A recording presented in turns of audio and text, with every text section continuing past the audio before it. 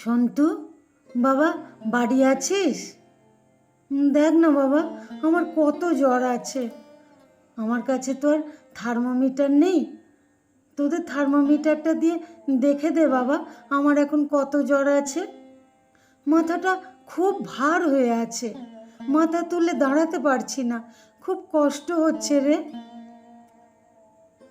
তোমার আর আসার সময় হলো না মা? জানো এই সময় আমার হাতে কত কাজ। এখন হবে না, তুমি পরে এসো। একটু দেখে দে বাবা, জ্বরটা কত আছে, জানলে ওষুধটা খেতে পারবো। তারপর সুচিত্রা দেবীর ছেলে সন্তু বিরক্ত সহকারে জ্বরটা দেখল। জ্বর তখন 102। এই শুনে সুচিত্রা দেবী ওষুধ খেলেন এবং বিছানায় শুয়ে পড়লেন। আর এদিকে ছেলে, বৌমা, নাতি সবাই দুপুরের খাবার খেয়ে নিল। সুচিত্রা দেবীকে খাবারের জন্য একবারও কেউ ডাকলেন না।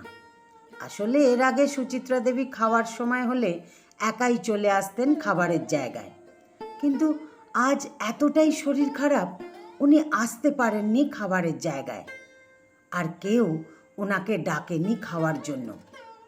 এরপর 3:30 নাগাদ সুচিত্রা দেবী উঠে এসে বলেন, বৌমা, আমাকে আজকে দুপুরে খেতে ডাকলে না?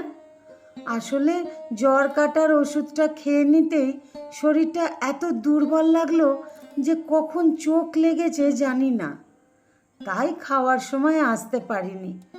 এখন আমার খুব খিদে পেয়েছে, আমাকে কিছু খেতে দাও। এখন আবার আপনাকে কি খেতে দেব?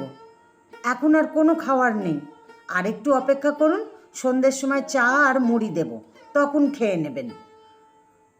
না মানে দুপুরের খাওয়ারটা তো খাওয়াই হলো না। খাওয়া হলো না তো হলো না, উনি মহারানী বিছানায় শুয়ে থাকবেন আর আমাকে ডেকে হেঁকে খাওয়াতে হবে? জানেন তো এখন আমার মেলা কাজ পড়ে আছে, ঠিক টাইমে আপনাকে আমি খেতে দিয়ে দেব। বৌমার মুখে এমন কথা শুনে সুচিত্রা দেবী নিজের ঘরে চলে গেলেন। সন্ধ্যের সময় সুচিত্রা দেবীর বৌমা 1 কাপ চা আর 1 বাটি মুড়ি আর 2টো বাতাসা দিয়ে বললেন, এইটা খেয়ে নিন, খাই খাই করে জ্বালিয়ে মারছিলেন এক্ষুনি। একে অসুখ বেঁধেছে, গাদা গাদা ওষুধের খরচ, তার ওপরে খাই খাই। অনেক তো হলো, এবার তো স্বর্গে যেতে পারেন, আমরাও তাহলে একটু বেঁচে যাই। এই বলে সুচিত্রা দেবীর বৌমা ঘর থেকে বেরিয়ে গেলেন। এরপর সুচিত্রা দেবী ভগবানকে উদ্দেশ্য করে বলেন, কেন বাঁচিয়ে রেখেছ ভগবান এই দিন দেখার জন্য? আমি আর বাঁচতে চাই না। তারপর কান্নায় ভেঙে পড়েন। পরের দিন সকালে সন্তু মাকে বলে, মা, আজকে একটু ব্যাংকে যেতে হবে, আমার কিছু টাকার প্রয়োজন আছে, ওই পেনশনের টাকাটা আমার পুরো লাগবে, তুমি তাড়াতাড়ি তৈরি হয়ে নাও। সুচিত্রা দেবী এবার একটু বেঁকে বসলেন।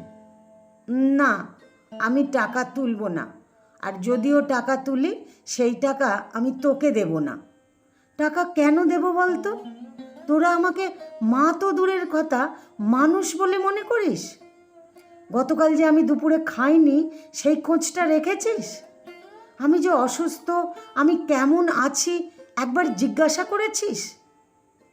করিসনি, কিন্তু পেনশনের টাকাটা যেই প্রয়োজন হলো তখনই মায়ের কথা মনে পড়ল। মাসে আমি পেনশনে 16,000 টাকা পাই, সেই টাকায় আমার খুব ভালোভাবে থাকতে পারি। তারপরেও তোরা আমাকে নানাভাবে কথা শোনাস, আর বৌমা তো কালকে আমার মৃত্যু কামনা করেছে। আমি ঠিক করেছি আমার পেনশনের একটা টাকাও আমি আর তোকে দেব না। তুই কিভাবে সংসার চালাবি, তোর প্রয়োজন মেটাবি, সেটা তুই দেখে নে। আমি ঠিক করেছি আমি বাড়িতেই থাকবো না, চলে যাব কোথাও অনাথ আশ্রম বা বৃদ্ধাশ্রমে। এরপর সন্তু আর সুচিত্রা দেবীর এমন কথা শুনে ওইখানে অনেক লোক জমায়েত হয়ে যায়। আর সুচিত্রা দেবীর মুখে এমন কথা শুনে সবাই সুচিত্রা দেবীর পক্ষ নেয়। সন্তু তখন খানিকটা ভয় ও লজ্জায় সবার সামনে বলল, আমি তোমাকে কথা দিচ্ছি মা, আজ থেকে তোমার আর কোনো কষ্ট হবে না, আমি তোমার খেয়াল রাখব। আর তোমার পেনশনের টাকা আমার চাই না, তোমার যাকে ইচ্ছে তুমি দিতে পারো। এই বলে সন্তু মাকে জড়িয়ে ধরে। সুচিত্রা দেবীও সন্তুকে জড়িয়ে ধরে বলেন, আমার যা কিছু আছে সবই তো তোর বাবা, আমি আর কাকে দেব? আসলে বৃদ্ধ বয়সে তোদের কাছ থেকে সেরকম কিছু চাওয়ার থাকে না রে, শুধু একটু ভালোবাসা ছাড়া। কলমে সুষমা বাকপ্রধান। আমার গল্পটি যদি ভালো লাগে তাহলে একটা লাইক দিয়ে আপনাদের মতামত কমেন্ট বক্সে জানাতে ভুলবেন না।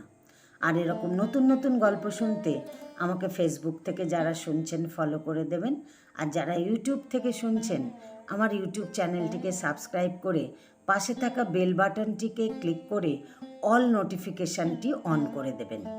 তার ফলে আমি যখনই কোনো ভিডিও প্রকাশ করব তা অতি দ্রুত আপনাদের কাছে পৌঁছে যাবে। ধন্যবাদ আপনাদের সবাইকে এতক্ষণ সাথে থাকার জন্য।